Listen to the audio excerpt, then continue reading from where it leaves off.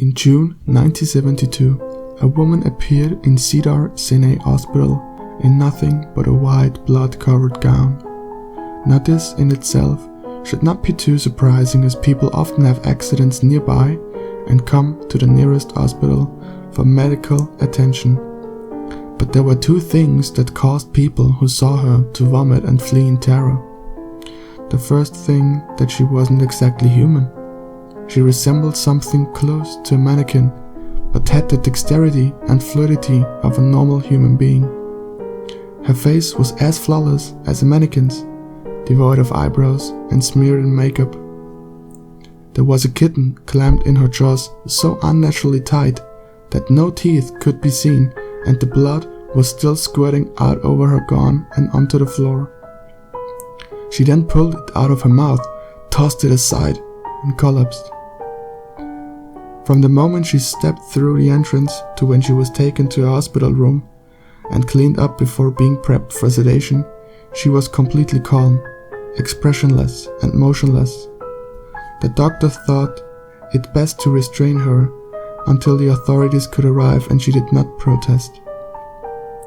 They were unable to get any kind of response from her, and most staff members felt too uncomfortable to look directly at her for more than a few seconds.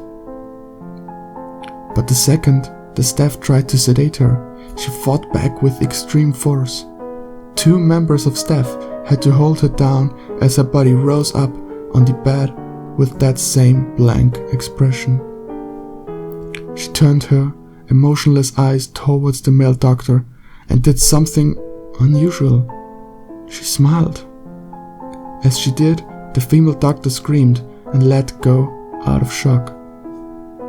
In the woman's mouth were not human teeth, but long, sharp spikes, too long for her mouth to close fully without causing any damage. The male doctor stared back at her for a moment before asking, "What in the hell are you?"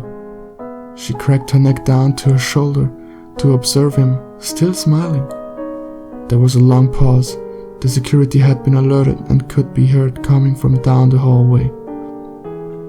As he heard them approach, she darted forward, sinking her teeth into the front of his throat, ripping out his jugular and letting him fall to the floor, gasping for air as he choked on his own blood. She stood up and leaned over him, her face coming dangerously close to his as the life faded from his eyes. She leaned closer and whispered in his ear, "I am God." The doctor's eyes filled with fear as he watched her calmly walk away to get to the next security man.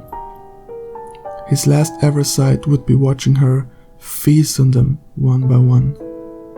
The female doctor who survived the incident named her the Expressionless.